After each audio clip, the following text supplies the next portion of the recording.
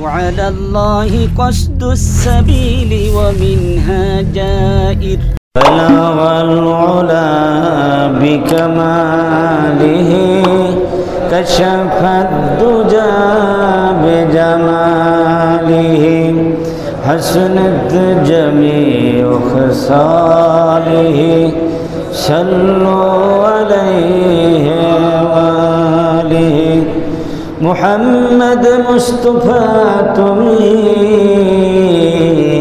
حبیب پاک دورو شفیع آسیا مشکل کشائے روز محشر بلغ العلا بکمالہ کشف الدجى بجماله حسنت جميع خصاله غفار بخش دیتا گر تم اشارہ کرتے میرا جہاز عصیان طوفان سے پر ہوتا بلغ العلا بکمالہ کشف الدجى بجمالہ حسنت جميع خصاله صلوا عليه وآله উপস্থিত সম্মানিত মুসল্লিয়ান কিরাম, আসসালামু আলাইকুম ওয়া রাহমাতুল্লাহি ওয়া বারাকাতুহু। মহান রব্বুল ইজ্জাত ওয়াল জালালের শাহী দরবারে আমরা অত্যন্ত বিনয়ের সাথে কালিমাতুশ শুকর আদায় করছি যে মহান আল্লাহ সুবহানাহু ওয়া তাআলা আমাদেরকে দয়া করে মায়া করে আজ পবিত্র জুমার দিনে, সাপ্তাহিক ঈদের দিনে দুনিয়ার সমস্ত কাজ থেকে মুক্ত করে তার পবিত্র ঘরে সে তারই গোলামিতে শামিল হওয়ার তৌফিক এনায়েত করলেন। আমরা শুকরগুজার হচ্ছি, তার দরবারে সকলে পড়ছি আলহামদুলিল্লাহ। রব্বানা লাকাল হামদ হামদান কাসীরান তয়্যিবান মুবারাকান ফি ইয়া রাব্বি লাকাল হামদু কামা ইয়ানবাগি লিজালালি ওয়াজহিকা ওয়া আযীমি সুলতানিকা ইয়া রাব্বি লাকাল হামদু বিল ঈমান ওয়া লাকাল হামদু বিল ইসলাম ওয়া লাকাল হামদু বিল কুরআন ইন্নাকা খালাকতানা ওয়া রাযাকতানা ওয়া হাদাইতানা ইয়া রাব্বাল আলামিন। সম্মানিত হাজিরিন, আজ সাপ্তাহিক ঈদের দিন, পবিত্র জুমার দিন, 26 জুমাদিউল আউয়াল 1446 হিজরি সন, 29 নভেম্বর 2024। আমরা আল্লাহ পাকের পবিত্র ঘরে আশ্রিত হয়ে তারই দরবারে আমরা শুকর আদায় করে নিলাম আলহামদুলিল্লাহ। সম্মানিত হাজরিন, আমরা গত খুতবায় আলোচনা করছিলাম খারাপ মৃত্যুর নিদর্শন সম্পর্কে। কোন কোন অবস্থায় খারাপ মৃত্যু হওয়া বোঝায়, খারাপ মৃত্যুর নিদর্শন পাওয়া যায়। আমরা 3টি বিষয় আমরা ইতিপূর্বে আলোচনা করেছি। যে 1 নম্বর হচ্ছে সব সময় গুনাহের কাজ ভালো লাগা, এটা খারাপ মৃত্যুর অন্যতম আলামত। দ্বিতীয় হচ্ছে তুলুল আমল, অর্থাৎ লম্বা আশা করা, দুনিয়ায় দীর্ঘদিন থাকার, দীর্ঘদিন রঙিন স্বপ্ন দেখা। তৃতীয় হচ্ছে আল্লাহর দরবারে কায়মন বাক্যে তওবা নসুহা না করা। আজকে আমরা চতুর্থ নাম্বার থেকে আলোচনা করার প্রয়াস পাবো ইনশাআল্লাহ। ওমা তৌফিক ইল্লা বিল্লাহ আলাইহি তাওয়াক্কালতু ওয়া ইলাইহি উনীব। চতুর্থ হচ্ছে আত্মহত্যা করা। আত্মহত্যার পথ বেছে নিলে এটাতে খারাপ মৃত্যুর নিদর্শন, এর মধ্যে কোনো সন্দেহ নাই। আত্মহত্যা ইসলামে বৈধ নয়, আত্মহত্যা সম্পূর্ণভাবে কি নিষিদ্ধ। এ প্রসঙ্গে মহান আল্লাহ সুবহানাহু ওয়া তাআলা সূরা নিসার 29 এবং 30 নম্বর আয়াত আল্লাহ পাক বলছেন, আউযু বিল্লাহি মিনাশ শাইতানির রাজীম ওয়ালা তাকতুলু আনফুসাকুম ইন্নাল্লাহা কানা বিকুম রহিমা। তোমরা নিজেদেরকে হত্যা করো না, নিশ্চয় আল্লাহ তাআলা তোমাদের প্রতি মেহেরবান। মানুষ আত্মহত্যা করে কখন? বিভিন্ন কারণে মানুষ যখন জীবনের উপরে হতাশ হয়ে যায়, নাবিশ্বাস হয়ে যায়, তখন আত্মহত্যা করে। ব্যবসায় ক্ষতিগ্রস্ত হলে, অর্থনৈতিকভাবে দেউলিয়া হয়ে গেলে, তথাকথিত প্রেমে ব্যর্থ হলে, তারপরে পারিবারিক অশান্তি সৃষ্টি হলে, সামাজিক অশান্তি সৃষ্টি হলে, মানসিক ভারসাম্যহীন হয়ে পড়লে বিভিন্ন সময় মানুষ এই আত্মহত্যা পথ বেছে নিতে পারে। ইসলামে আত্মহত্যা কখনোই বৈধ নয়। এই আত্মহত্যা মানে এই কুসংস্কৃতি চালু হয়েছে পাশ্চাত্য সমাজ থেকে, সেটি ধীরে ধীরে এখন মুসলমানদের সমাজেও এসে গেছে। আল্লাহ রাব্বুল আলামিন বলেন যে যতই তোমার জীবনে হতাশা আসুক না কেন, তুমি সবর করবে, আল্লাহর উপরে বিশ্বাস করবে। ইন্নাল্লাহা কানা বিকুম রহিমা। আল্লাহ পাক তোমার সেই বিপদ আপদ মুসিবত দূর করে দিবেন, যেহেতু তিনি হচ্ছেন দয়ালু, বান্দার প্রতি কি দয়ালু। আল্লাহ রাব্বুল আলামিন আরো বলেন, ওয়ামান ইয়াফআল যালিকা উদওয়ানান ওয়া যুলমান ফাসাউফা নুসলিহি নারা। যে ব্যক্তি তারপরেও যে ব্যক্তি সীমা লঙ্ঘন করে অন্যায়ভাবে এই নিজেকে হত্যা করবে, অর্থাৎ আত্মহত্যার পথ বেছে নেবে, আল্লাহ রাব্বুল আলামিন বলেন তাকে শীঘ্রই আমি আগুনে নিক্ষেপ করব। তার ঠিকানা হবে কোথায়? জাহান্নাম, চিরস্থায়ী জাহান্নামে থাকবে। বলেন নাউজুবিল্লাহ। অনেক নির্বোধ লোক, বোকা লোক জীবনের এই সমস্ত অসংগতিপূর্ণ সময় সে আত্মহত্যার পথ বেছে নেয়। কিন্তু মুসলমানদের চরিত্র হচ্ছে বিপদ আসলে ধৈর্য ধারণ করতে হবে এবং ধৈর্যের সওয়াবের আশা করতে হবে। ইন্নাল্লাহা মা'আস সাবিরিন। ইয়া আইয়ুহাল্লাযীনা আমানু ইসতাঈনু বিস-সাবরি ওয়াস-সালাহ। যখন বিপদ মুসিবত আসবে, বালা মুসিবত আসবে, তখন তোমরা নামাজ এবং ধৈর্যের মাধ্যমে সাহায্য চাও। এই ধৈর্যশীলদের সাথে কে থাকেন? আল্লাহ পাক থাকেন। ভাইরা আমার, বিভিন্ন রোগশোক, বিপদ আপদ, দুঃখ মুসিবতে সংকীর্ণ পরিসর থেকে মুক্তির জন্য আত্মহত্যার পথ বেছে নেওয়া একটা মারাত্মক ভুল। রাসূলুল্লাহ সাল্লাল্লাহু আলাইহি সাল্লামের প্রিয় সাহাবী হযরতে আবু হুরায়রা রাদিয়াল্লাহু তাআলা হাদিস বর্ণনা করেছেন। রাসূলুল্লাহ সাল্লাল্লাহু আলাইহি সাল্লাম বলেছেন, আল্লাযী ইয়াখনিকু নাফসাহু ইয়াখনিকুহা ফিন্নার। যে ব্যক্তি গলা টিপে আত্মহত্যা করবে, নিজের গলা নিজে টিপে আত্মহত্যা করবে, সে নিজেকে ওয়াল্লাযী ইয়াতানু নাফসাহু ইয়াতানুহা ফিন্নার। যে ব্যক্তি গলা টিপে হত্যা করবে, সে জাহান্নামের ভিতরে ওইভাবে সে নিজেকে গলা টিপতে টিপতে থাকবে। জাহান্নামের ভিতরে কি সে গলা টিপতে থাকবে নিজের, কিয়ামতের ময়দানে। আর যে ব্যক্তি আঘাত করে, কোনো অস্ত্র দ্বারা আঘাত করে নিজেকে আত্মহত্যা করবে, জাহান্নামের ভিতরেও সে ওই রকম অস্ত্র দিয়ে নিজেকে গিয়ে আঘাত করতে থাকবে। হযরতে আবু হুরায়রা রাদিয়াল্লাহু তাআলা থেকে আরেকটি হাদিসের ভিতরে আত্মহত্যার বিভিন্ন রূপ সম্পর্কে রাসূলুল্লাহ সাল্লাল্লাহু আলাইহি সাল্লাম বলেছেন, মান তারাদ্দা মিন জাবালিন ফাকাতালা নাফসাহু ফাহুয়া ফি নারি জাহান্নামা ইয়াতারাদ্দা ফিহা খালিদাম মুখাল্লাদা।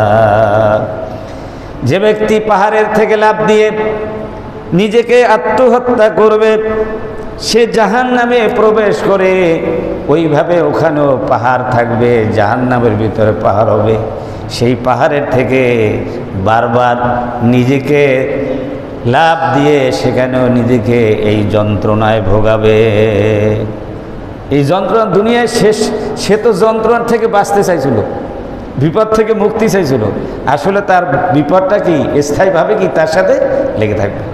ওয়ামান তাহাসসা মান ফাকাতালা নাফসাহু ফাসাম্মাহু ফিয়াদিহি ইতাহাসসাহু ফি নারি জাহান্নামা খালিদাম মুখাল্লাদান ফিহা আবাদা। আর যে ব্যক্তি বিষ পানে আত্মহত্যা করবে দোজখেও তা পান করতে থাকবে এবং সেখানে অনাদি অনন্তকাল পর্যন্ত এইরকম বিষ পান করতেই থাকবে। কিয়ামতের ময়দানে জাহান্নামে তার আযাবটা হবে কি বিষ পানের আযাব জাহান্নামের ভিতরে। ওমান কাতালা নাফসাহু বিহাদিদাতিন ফাহাদিদাতুহু ফি ইয়াদিহি ইউজাউ বিহা বাতনুহু ফি নারি জাহান্নামা খালিদান মুখাল্লাদান ফিহা আবাদা। আবার যে লোহার সাহায্যে আত্মহত্যা যদি করে কেউ, তাহলে জাহান্নামে তার হাতে একটি লোহা দেওয়া হবে, নিজের পেটে আঘাত করতে থাকবে আর চিরকাল জাহান্নামের ভিতরে এইভাবে আযাব ভোগ করতে থাকবে। বলে নাউযুবিল্লাহ।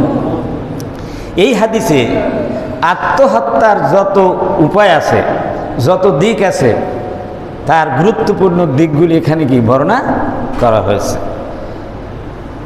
সম্মানিত ভাইয়েরা, আত্মহত্যা অন্যান্য পাপীরা, সাধারণ পাপীরা জাহান্নামে তার পাপ পরিমাণ আযাব ভোগ করে কোনো একদিন সে জান্নাতে যেতে পারবে যদি তার কি থাকে, সামান্য পরিমাণ ঈমান থাকে।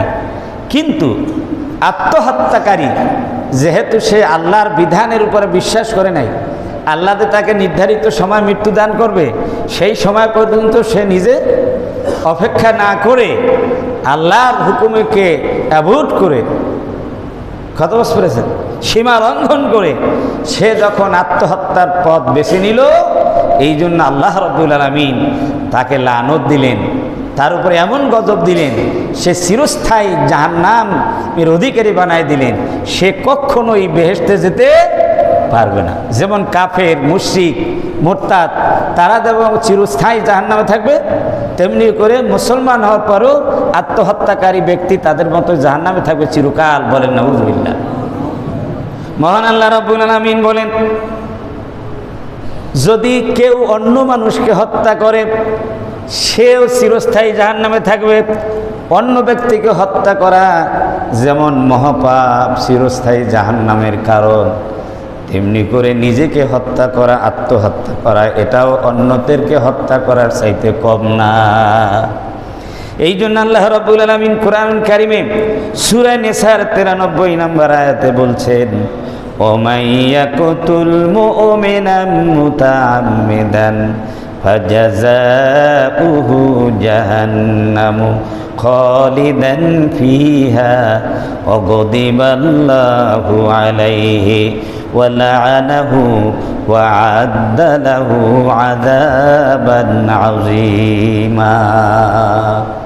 মহান আল্লাহ পাক বলেন, যে ব্যক্তি ইচ্ছাকৃতভাবে কোনো মুমিনকে টার্গেট করে মুমিনকে হত্যা করলো, তার শাস্তি জাহান্নাম।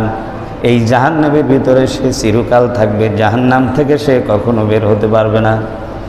আল্লাহ তার উপরে ক্রুদ্ধ হবেন এবং তার উপরে আল্লাহ পাক অভিসম্পাত করবেন, ভীষণ শাস্তি তার জন্য আল্লাহ রাব্বুল আলামিন প্রস্তুত করে রেখেছেন জাহান্নামের ভিতরে।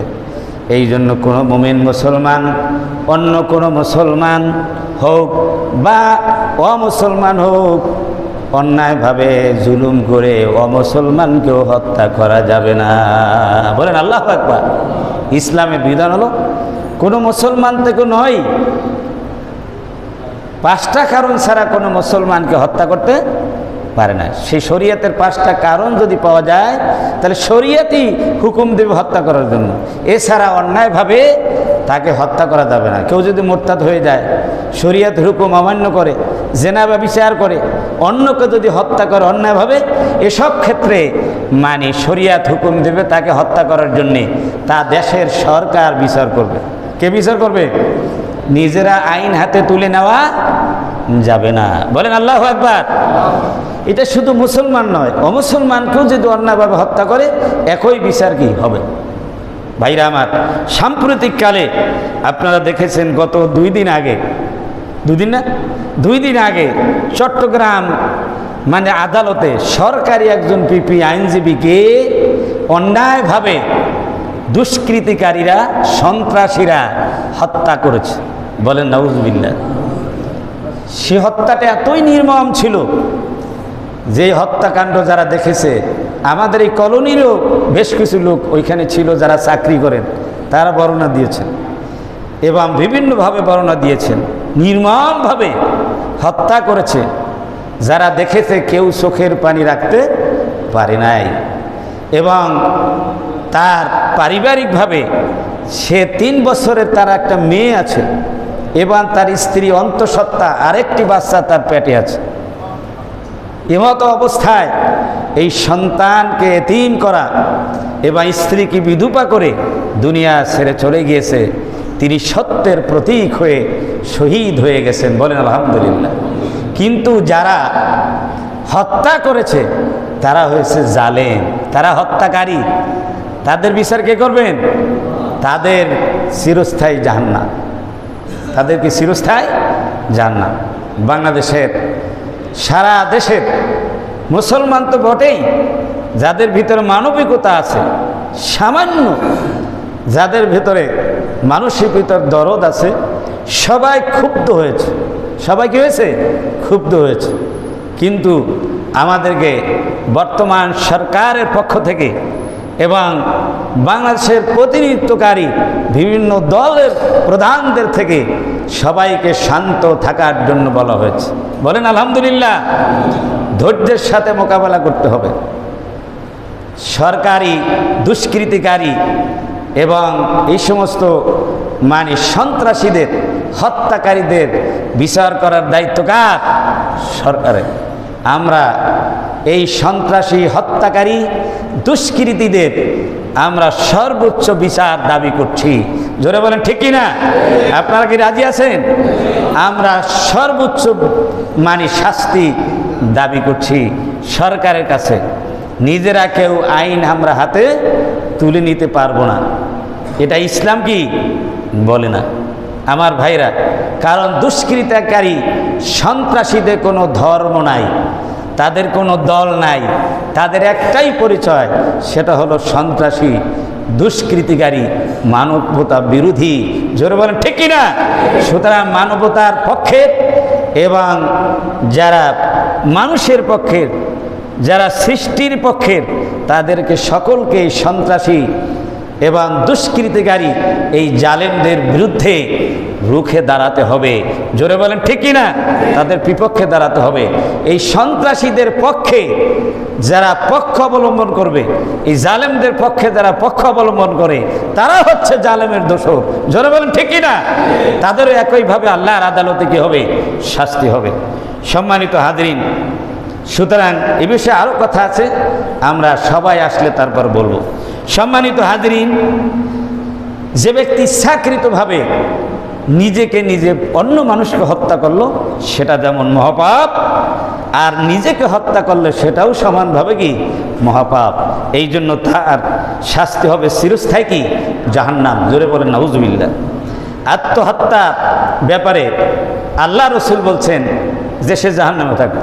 হযরত আবু হুরায়রা রাদিয়াল্লাহু তাআলা থেকে আরেকটি হাদিস বর্ণিত আছে, এক ব্যক্তি রসুল্লাহর সাথে খায়বার যুদ্ধে অংশগ্রহণ করেছেন, সাহাবা একরাম অংশগ্রহণ করেছেন, ওই ব্যক্তি অংশগ্রহণ করেছেন। রাসূলুল্লাহ সাল্লাল্লাহু আলাইহি ওয়াসাল্লাম এই মুসলমান দাবিদার লোকটাকে বললেন জাহান্নামে। তারপর যুদ্ধ শুরু হলো। এই লোকটা মরণপণ যুদ্ধ করলো।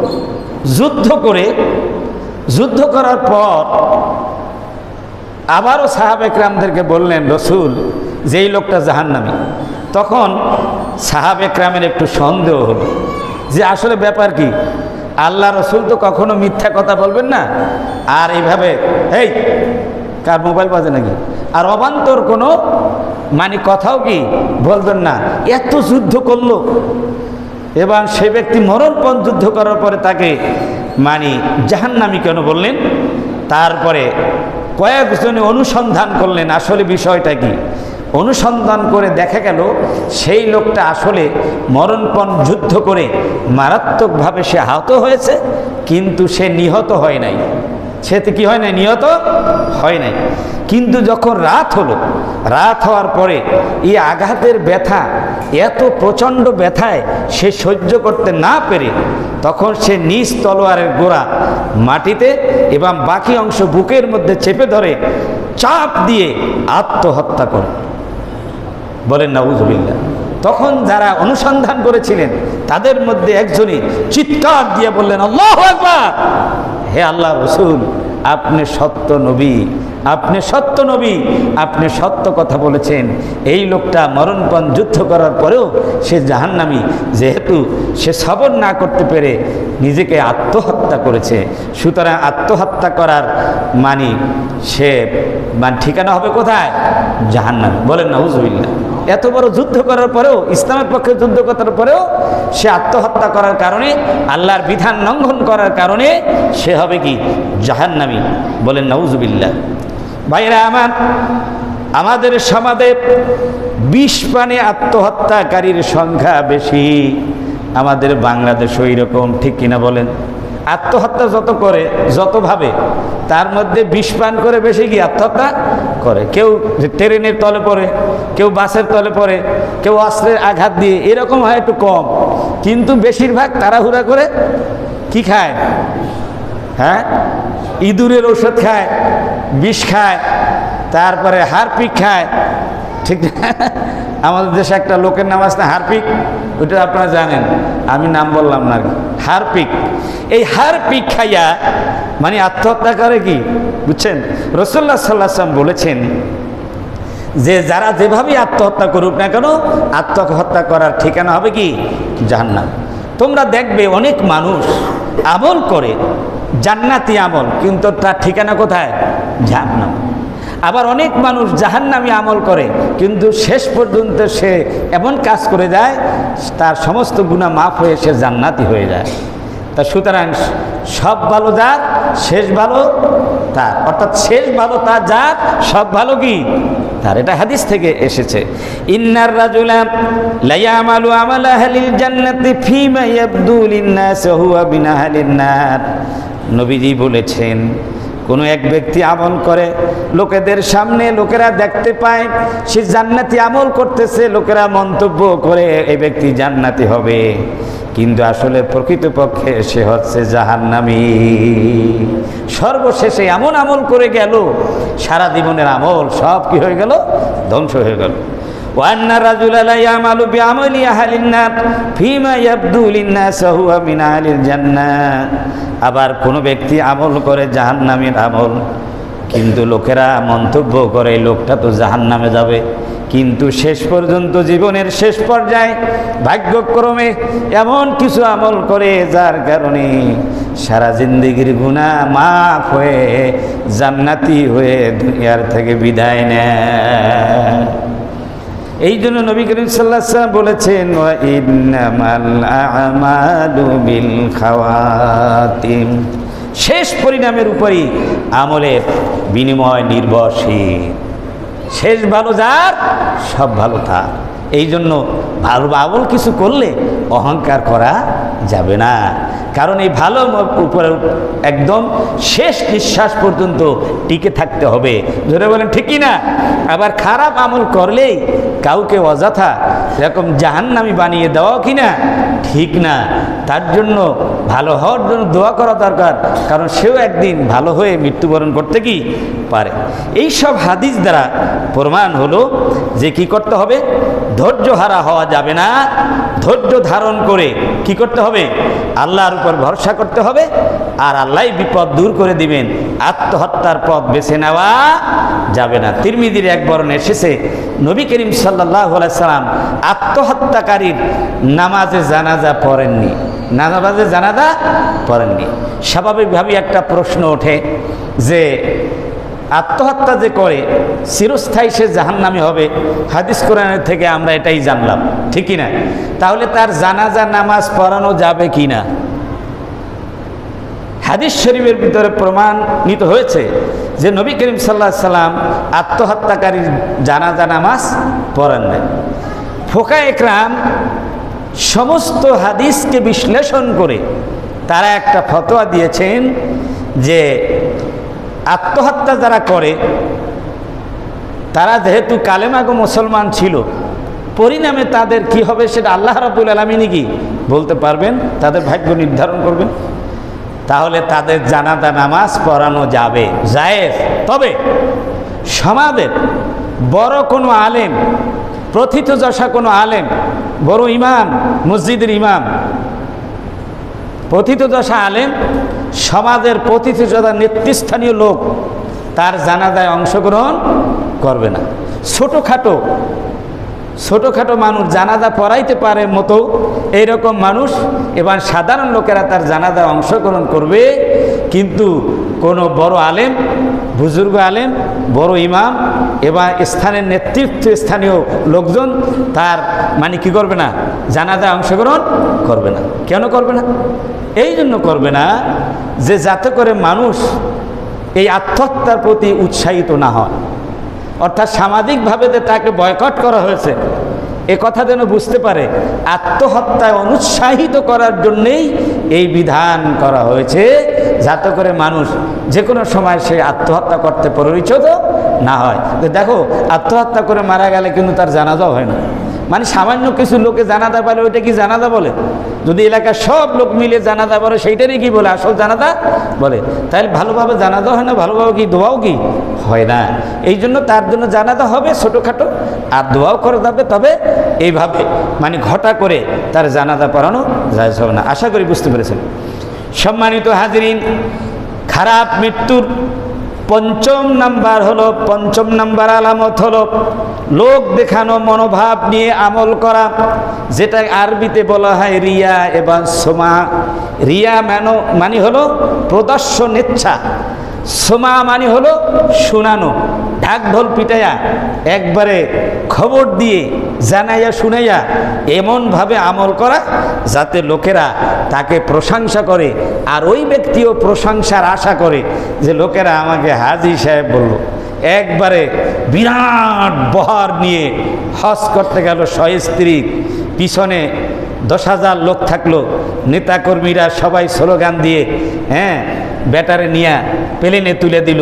আবার যখন আসলো সবাই গিয়ে বিরাট ঘটা করে, কিছু মানুষ তো তার মানে তাকে ওয়েলকাম করার জন্যে এবং তাকে স্বাগতম জানানোর জন্য, রিসিপশন করার জন্য তো যাবে, কিন্তু ঘটা করে কি যাওয়ার কোনো বিধান নাই। এই রকম যদি আমল করে, আবার এমনভাবে দান করে যাতে করে মানুষ তাকে দানি বলে, এমনভাবে নামাজ পড়ে লোক দেখাইয়া যাতে করে মানুষ মুসল্লি মনে করে, এইভাবে যদি লোক দেখানো কেউ আমল করে এবং এইভাবে জীবনের শেষ পর্যন্তই সব কাজ করে যায়, তাহলে তার মৃত্যু হবে খারাপ মৃত্যু। জোরে বলেন ঠিকই না? তাহলে যতটা এবাদত লুকিয়ে করা যায়, কিন্তু কিছু এবাদত লুকান যাবে না। যেমন আমরা নামাজ পড়তে আসছি, এটা কি লুকান যায়? এটা তো ফরজ এবাদত। বিশেষ করে নফল এবাদতের ক্ষেত্রে লুকিয়ে করতে পারলে কি ভালো হয়, লুকিয়ে দান করতে পারলে, লুকিয়ে নামাজ পড়তে পারলে, লুকিয়ে, কারণ আমি এবাদত কার জন্য? উনি তো দেখতেই আছেন, ঠিকই না? আমি রাতের আধারে করলেও দেখেন, দিনের আলোতে করলেও কি দেখেন। সুতরাং এইভাবে যারা লোক দেখানো মনোভাব নিয়ে ইবাদত করবে তাদের মৃত্যু হবে খারাপ মৃত্যু। আল্লাহ রাব্বুল আলামিন কোরআন কারিমে বলেছেন, ফাওয়াইলুল লিল মুসাল্লিন আল্লাযীনা হুম আন সালাতিহিম সাহুন। পড়েন আমার সাথে, ফাওয়াইলুল লিল মুসাল্লিন আল্লাযীনা হুম আন সালাতিহিম সাহুন আল্লাযীনা হুম ইউরাউন। আল্লাহ রাব্বুল আলামিন বলেন, সেই সকল মুসল্লি নামাজীদের জন্য ধ্বংস যারা নিজেদের নামাজের ব্যাপারে উদাসীন এবং মানুষকে দেখানোর উদ্দেশ্যে তারা ইবাদত বন্দেগী করে থাকে, মানুষের প্রশংসা পাওয়ার জন্যে, বাহাবা পাওয়ার জন্য, থ্যাংক ইউ ভেরি মাচ পাওয়ার জন্যে শুধু ইবাদত বন্দেগী করে থাকে। এটা কোন সূরা? সূরা আল মাউনের ভিতরে আল্লাহ পাক বলছেন, যারা মুসল্লিরা মানুষ দেখানোর জন্যে নামাজ পড়বে, মন থাকে কোথায়? শরীর থাকে মসজিদে, মন থাকে দোকানে। বলেন নাউজুবিল্লাহ। তাহলে সেই নামাজ কি হবে না? কবুল হবে না। আর এই রকম নামাজই মৃত্যু হবে খারাপ মৃত্যু। বলেন নাউজুবিল্লাহ। তো চট্টগ্রামে একটা কথা বলে, তেলে তেল গেল কিন্তু শোধ করলো না। তেলে তেল গেল কিন্তু সারাদিন ইবাদত বন্দেগী করলো, দান সৎকা করলো, কিন্তু কাজে আসবে না। এই জন্য কবি বলেছেন, দরজা বা তসবিহ দর দিল গাও খব ই সুনি তসবিহ কয়দার উদাস, দরজা বা তসবিহ দর দিল গাও খব ই সুনি তসবিহ কয়দার উদাস। জবানে সূরা তাসবিহ সব কিছু পড়া হচ্ছে নামাজের ভিতরে, কিন্তু তার মন রয়েছে কোথায়?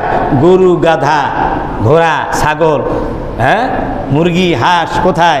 তার দোকানে বেচা বিক্রি হচ্ছে কিনা, হ্যাঁ, তারপরে তার জমিনে হাল চাষ কীভাবে হচ্ছে কিনা, ধানের খবর নিচ্ছে, অফিসটা কীরকম চলছে, এই সব সে নামাজের ভিতরে মানে সূরা পড়তেছে মুখে, আর মনটা চলে গেছে কি দুনিয়া সব বাঁকে বাঁকে।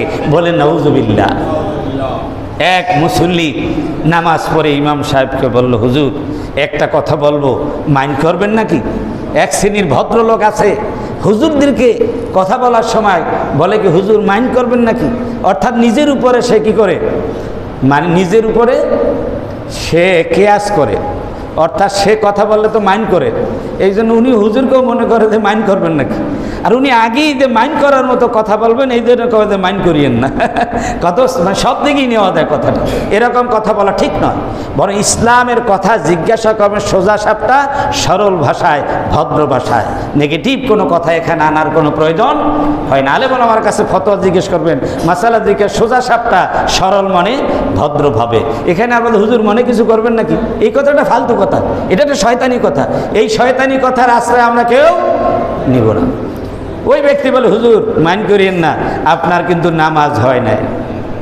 আপনার কি হয় নাই? আসরের কি কন? একজন মুসল্লি আমাকে কোনো লোকমা দিল না মিয়া। হ্যাঁ, আমার যদি নামাজ না হইতো, আমার নামাজ যদি কোনো ভুল হইতো, ইমাম সাহেব বলে, তাহলে তো মুসল্লিরা লোকমা দিত, আর তুমিও তো লোকমা দিলে না, তাহলে আমার নামাজ হইল না কিভাবে? কন কি হুজুর আপনার নামাজ হয় নাই? আমি সত্যিকার বলি, আল্লাহকে সাক্ষী রেখে বলি, কয় নামাজ হয় না। কিভাবে? কয় ওই মুসল্লিরা জানবে না, আমি প্রতিদিন আসরের নামাজ পড়ি, দুপুরে খানা টানা খাইয়া আসরের নামাজ পড়ে আমি দোকানে যাই, আমার দোকান 4টা। কয়টা? আমি প্রতিদিন আপনি নামাজ পড়ান, অন্য মসজিদে নামাজ পড়ি, 4টা দোকানের হিসাব মিলাইয়া যখন শেষ করি তখনই হুজুরে সালাম ফিরায়। আর আজকে হলো কি, যখন আমি 3টা দোকানের হিসাব মিলাইলাম, 4র্থ দোকানের হিসাব শুরু করার সাথে সাথে আপনি সালাম ফিরাই দিলেন। আপনার কি নামাজ হয়েছে? হাসবেন না কানবেন? কি বলেন? আপনার কি নামাজ হয়েছে? তাহলে মুসল্লি নিজের অভ্যাসের সাথে ইমাম সাহেবের নামাজের সহি আর গায়ের সহি, সঠিক আর ব্যাঠিকের মান নির্ণয় করতেছে। জোরে বলেন ঠিক কিনা? অনেক মুসল্লি ইমাম সাহেবের সমালোচনা 4 দোকানে। আপনি তো ইমাম সাহেবের সমালোচনা করার রাইট নাই, 4 দোকানে আপনি করতে পারেন না, আর আপনার মতো মানুষও করতে পারে না। ইমাম সাহেবের মতো যিনি হবেন তিনি ইমাম সাহেব সমালোচনা করতে পারেন। আর সমালোচনাতে ইসলামে জায়েজই নাই, বরং ইসলাহের নিয়তে কাউকে আপনি পরামর্শ দিতে পারেন।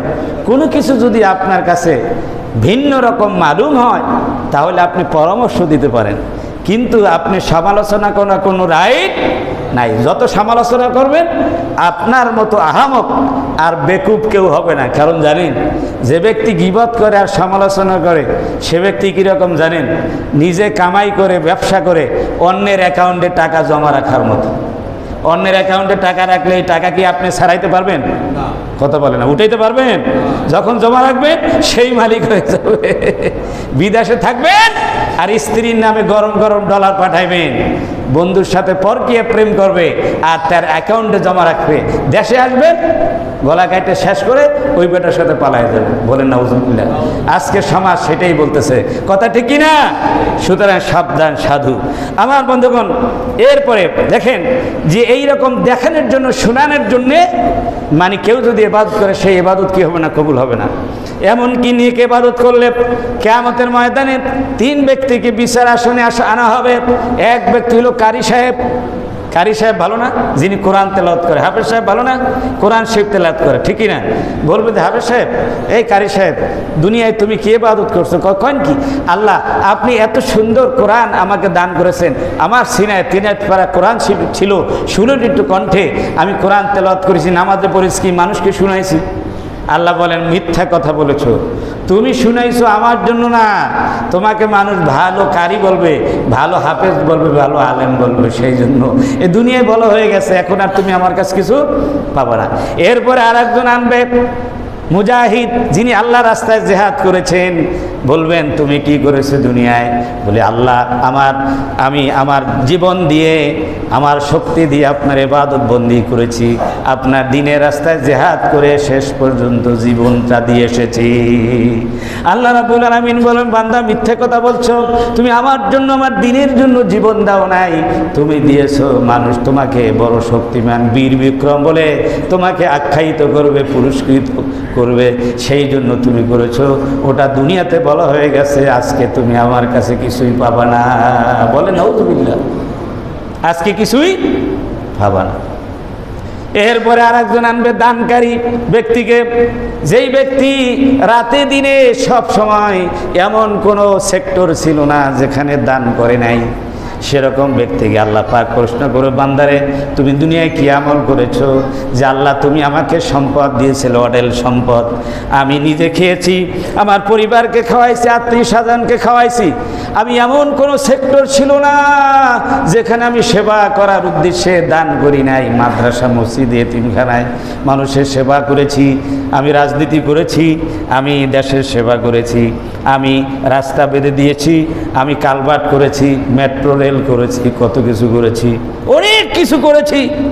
আল্লাহ রাব্বুল আলামিন বলবেন, দুনিয়ায় বাহবা পাওয়ার জন্য, মানুষের প্রশংসার জন্য, ক্ষমতা দীর্ঘায়িত করার জন্য তুমি এই সব করেছো, আমার সন্তুষ্টির জন্য করো নাই। আজকে তুমি কিছুই পাবা না, যা পাওয়ার দুনিয়ায় পেয়ে গেছো, তোমরা সবাই জাহান্নামে চলে যাও। বলে নাউজুবিল্লাহ। লোক দেখানো ইবাদত যত বড় ইবাদতই হোক না কেন, এটা পুরে ছাই হয়ে যাবে। এই মসজিদের মাঠের মতো বিশাল এক মাঠে যদি এই এলাকার কলোনির সব কাঠ গাছগুলি কাইটা শুকাইয়া যদি আগুন দেওয়া হয়, যখন আনবে তখন মাঠ একবার মসজিদের উপর উঠে দেবে, গাছ একবার মিনার বরাবর হয়ে যাবে, ঠিকই না? কিন্তু যখন মাসিস দিয়ে আগুন দিয়ে লাগাই দিবে, তখন এটা পুরে কি হবে? ছাই হয়ে যাবে, এর কোনো অস্তিত্ব থাকবে? বাতাসে এক মুহূর্তে তা উড়াইয়া নিবে, হাবা আর মনসুরা হয়ে যাবে, সবগুলি ধুলায় উড়ে যাবে। সুতরাং যেটুকু ইবাদত করি, একবার যদি আমরা বলি আল্লাহু আকবার, সুবহানাল্লাহ, আলহামদুলিল্লাহ, সেটা যেন হয় আল্লাহর জন্যে, আল্লাহর সন্তুষ্টির জন্যে। একবার সুবহানাল্লাহ বললে আকাশ আর জমিনের মাঝখানের সমস্ত জায়গাগুলি সবে পরিণত হয়ে যাবে, ভর্তি হয়ে যাবে। বলেন আল্লাহু আকবার, যদি আল্লাহর জন্য হয়। আর আকাশ জোড়া ইবাদত করলেও আল্লাহর জন্য না হলে সেটা ছাইয়ে পরিণত হয়ে যাবে। ভাইরা আমার, খারাপ মৃত্যুর ষষ্ঠ আলামত নিদর্শন হল আল্লাহর প্রতি খারাপ ধারণা পোষণ করা। আল ইসাআতুজ জন্নে বিল্লাহ আজ্জা ওয়া জাল, আল্লাহর প্রতি খারাপ ধারণা পোষণ করা। আল্লাহর প্রতি কি করা? খারাপ ধারণা পোষণ করা। ভাই, যেখানে কোনো মানুষের প্রতি খারাপ ধারণা করতে পারে না, সেখানে স্রষ্টার প্রতি, সৃষ্টি আল্লাহর প্রতি তার কোনো একনিষ্ঠ বান্দা খারাপ ধারণা করতে পারে? কি বলেন, খারাপ ধারণা করতে পারে? কখনোই পারে না। কোনো ব্যক্তি যদি খারাপ ধারণা করে তাহলে তার ঠিকানা হবে কোথায়? জাহান্নাম, খারাপ মৃত্যু হবে। বলে নাউজুবিল্লাহ। খারাপ ধারণা কি? যেমন সে খারাপ ধারণা করলো আল্লাহ রসুল পাঠাইছেন, রসুলকে বিজয় দেবে না, বিজয় দেবে কাফেরদেরকে, ইসলামের বিজয় দিবে না, বিজয় দিবে কুফুর, শিরিক, নাস্তিকতা, ধর্ম নিরপেক্ষতা সমস্তকে। বলে নাউজুবিল্লাহ। ইসলামের বিরুদ্ধে যারা সমস্তন্ত ধর্ম নিরপেক্ষতা, কমিউনিজম, নাস্তিকতাবাদ কায়েম করতে চায়, তারা কি বিশ্বাস করে? আল্লাহর প্রতি যে ইসলাম কায়েম করবেন না আল্লাহ এই দেশে, কায়েম করবেন সমাজতন্ত্র। বলেন নাউজুবিল্লাহ। আল্লাহর জমিনে ইসলাম কায়েম হবে না, স্রষ্টার কাছে এই কথা মনে মনে আশা করা কোনো মুসলমানের সন্তান যদি করে, সাথে সাথে সে বেঈমান হয়ে যাবে। বলেন নাউজুবিল্লাহ। তার খারাপ মৃত্যু হবে। কি মৃত্যু হবে? খারাপ মৃত্যু। যে আল্লাহ রাব্বুল আলামিন এই ঔষধ খাইলে রোগ ভালো করতে পারে না। বলেন নাউজুবিল্লাহ। আল্লাহ রোগ ভালো করতে পারে না, ঔষধে ভালো করে। এটা আল্লাহর প্রতি কি খারাপ ধারণা? ভালো ধারণা? খারাপ ধারণা না? এইভাবে যে আমার চাকরি খাওয়াইতে পারে, আল্লাহ খাওয়াইতে পারে না। আমাদের দেশে এরকম শয়তান আসছিল, এখনো আছে। স্কুলের ছোট ছোট ছেলেদেরকে, বাচ্চাদেরকে লজেন্স দিয়ে, কথা বুঝতে পেরেছেন, আবার নিয়ে গেল। কয় লজেন্স দিল কে? কয় আফা, ভাইয়া। যখন নিয়ে গেল, তোমরা কি? কয় মুসলমান। কি পড়ো? লা ইলাহা ইল্লাল্লাহ। কয় তোমাদেরকে দেয় কে? দেয়। কয় আল্লাহ দেয়। কয় এখন লজেন আল্লাহর কাছে চাও, আল্লাহ দিতেছে? কয় না। লজেন কি ছোট ছোট বাচ্চারা কি লজেন কি আল্লাহ দিবে? কি বলেন, ডাইরেক্ট এরকম লজেন দেয়? এরপরে আবার লজেন দেয়। লজেন কে দেয়? ভাইয়া দেয়, আপা দেয়। বলেন নাউজুবিল্লাহ। এরকম ঈমান নষ্ট করার জন্য আমার দেশে বহু ভুইফোট সংগঠন জ্বালিয়ে গেছে। তাদের বিরুদ্ধে তাওহীদবাদী মুসলমানদেরকে আজকে দাঁড়াতে হবে। জোরে বলেন ঠিক কিনা? আমার বন্ধুগণ, এভাবে বিদেশি বহু মিশনারি আমাদের দেশের সন্তানদেরকে, ছোট্ট ছোট্ট বাচ্চাদের ঈমান হারার করার জন্যে, আমাদেরকে পারিবারিকভাবে ঈমান ধ্বংস করার জন্যে, দেশের থেকে ঈমানকে ধ্বংস করার জন্য, বেঈমান বানানোর, নাস্তিক বানানোর জন্যে বিভিন্ন কাজ করতেছে। সেখানে মুসলমানেরাও কাজ করে। ওরা কি মুসলমান না বেঈমান? জোরে বল, মুসলমান না বেঈমান? যেখানে লা ইলাহা ইল্লাল্লাহর বিরুদ্ধে যেই মিছিলে স্লোগান দেওয়া হবে, যেই সমাবেশে স্লোগান দেওয়া হবে লা ইলাহা ইল্লাল্লাহর বিরুদ্ধে, সেই সমাবেশে, সেই মিছিলে কোনো মুসলমান অংশগ্রহণ করতে পারে না। বিশ্বাস করেন এটা? কি বলেন, পারে? পারে না। যেখানে আল্লাহর বিরুদ্ধে কথা হয়, কোরআনের বিরুদ্ধে কথা হয়, সেখানে মুসলমান অংশগ্রহণ করতে পারে না, ঈমান থাকবে না। বলে নাউজুবিল্লাহ। মুসলমানদের সঠিক বুঝদান করুন সকল, আল্লাহুম্মা আমিন। সুতরাং আল্লাহর প্রতি খারাপ ধারণা করা যাবে না। আল্লাহর প্রতি খারাপ ধারণা করে মুনাফিক। জোরে বলেন কে? মুনাফিক। মুসলমানের সন্তান হওয়ার পরেও বহু মুনাফিক হয়ে যায়। আল্লাহ রাব্বুল আলামিন তাই কোরআনুল কারীমের সূরা আল ইমরানের 154 নম্বর আয়াতে বলেন, ইয়াজুন্নুনা বিল্লাহি গায়রাল হাক্কি জান্নাল জাহিলিয়াতি ইয়াকুলুনা হাল্লানা মিনাল আমরি মিন শাই। মুনাফিকেরা বলল, উহুদের যুদ্ধে কিছু মুনাফিক পথের থেকে তারা চলে আসছিল। 300 মানুষ, 1000 গিয়েছিল না? হ্যাঁ, মানে যারা তাদের থেকে 300 মানুষ চলে গিয়েছিল, ভেগে গিয়েছিল পথের থেকে, যে না, এই যুদ্ধে আল্লাহ বিজয় দান করবে না মুসলমানদেরকে। বলেন নাউজুবিল্লাহ। তখন কাফেররা বলছিল, মুশরিকেরা বলছিল, মুনাফিকেরা বলছিল যে আমাদের কি কোনো এখানে পরামর্শের বিষয় আছে? আমরা কি কোনো কথা বলতে পারি? আমরা যদি কোনো কিছু কথা বলতাম, পরামর্শ দিতাম, তাহলে মুসলমানদের এই অবস্থা হইতো না। পরাজয়ের পরে তারা এই কথা বলছিল মুনাফিকেরা। জোরে বলেন নাউজুবিল্লাহ। অনেকে বলে না যে আমি যদি সিদ্ধান্ত দিতাম, আমার সিদ্ধান্ত যদি মানতা, তো এইরকম হইতো না। জোরে বলেন ঠিক কি না? ইসলামে একটি যুদ্ধে মুসলমান পরাজয় হয়েছে, সেইটার নাম হলো উহুদ যুদ্ধ। কিন্তু এই পরাজয়টা মুসলমানদের জন্য অন্য অন্য যুদ্ধের বিজয়ের একটি প্রতীক। জোরে বলেন আল্লাহু আকবার। কারণ এখান থেকে শিক্ষা নিয়ে আরো হাজারো যুদ্ধে তারা বিজয় লাভ করেছেন, ফাইন্ড আউট করেছেন যে আমরা কেন পরাজয় হলাম। এরপরে আর তাদের সেই রকম ঘটনা ঘটে না। এটা আসলে মানে সাময়িক পরাজয় হলো, কিন্তু সুদূর প্রসারী একটা বিজয়ের ওসিলা ছিল। জোরে বলেন আল্লাহু আকবার। আল্লাহ রাব্বুল আলামিন বলেন, নবী হে আপনি বলে দেন, কুল ইন্নাল আমরা কুল্লাহু লিল্লাহ। রাসূল বলেন, আমি তো আল্লাহর হুকুম ছাড়া কোথাও কোনো যুদ্ধে যাই না, কিছুই করি না। কারো কিছু বলার অধিকার নাই, সব কিছু বলার এবং সিদ্ধান্ত দেওয়ার অধিকার একমাত্র আল্লাহর। আল্লাহু আকবার। সুতরাং মুমিনরা কখনো আল্লাহ রাব্বুল আলামিনের সিদ্ধান্তের উপরে মানে সন্দেহ পোষণ করে না। যারা বেঈমান, যারা মুনাফিক, তারা করে।